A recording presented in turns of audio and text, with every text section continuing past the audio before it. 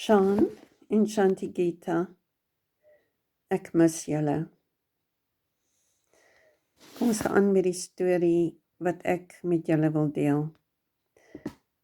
Nommer 46. Siddharta visited the beautiful Kamala regularly, learned the art of love, in which, more than anything else, giving and taking become one. He talked to her, learned from her, gave her advice, received advice.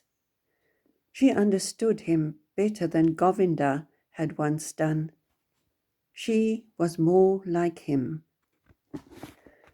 Once he said to her, "You are like me. You are different from other people.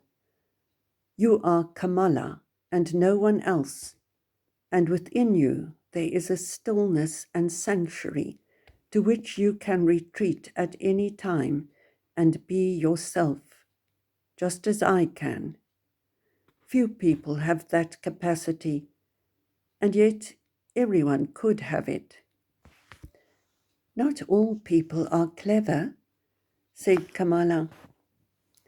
"It has nothing to do with that, Kamala," said Siddharta.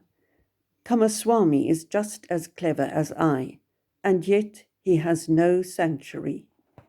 Others have it, who are only children in understanding.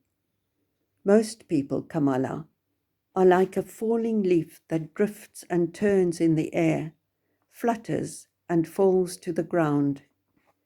But a few others are like stars which travel one defined path. No wind reaches them. They have within themselves their guide and path. Among all the wise men, of whom I knew many, there was one who was perfect in this respect. I can never forget him. He is Gautama, the illustrious one, who preaches this gospel. Thousands of young men hear his teachings every day and follow his instructions every hour, but they are all falling leaves. They have not the wisdom and guide within themselves."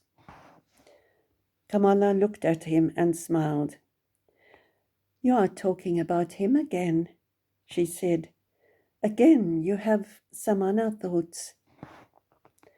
Siddharta was silent, and they played the game of love, one of the 30 or 40 different games which Kamala knew.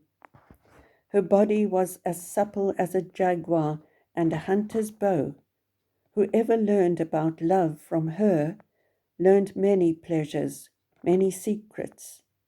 She played with Siddharta for a long time, repulsed him, overwhelmed him, conquered him, rejoiced in her mastery, until he was overcome and lay exhausted at her side.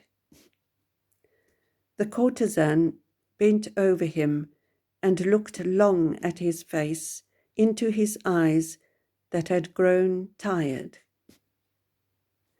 "You are the best lover that I have had," she said thoughtfully.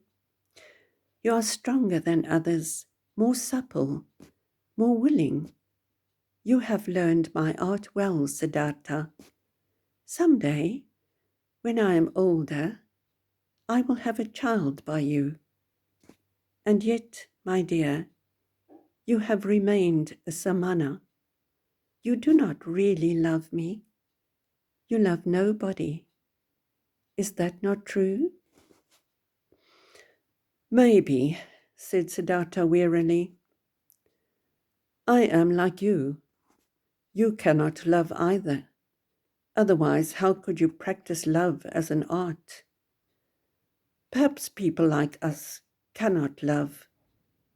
Ordinary people can. That is their secret." En dis die einde van hierdie hoofstuk. Ons gaan binnekort verder, my liefies. Ek is baie lief vir julle, onthou dit.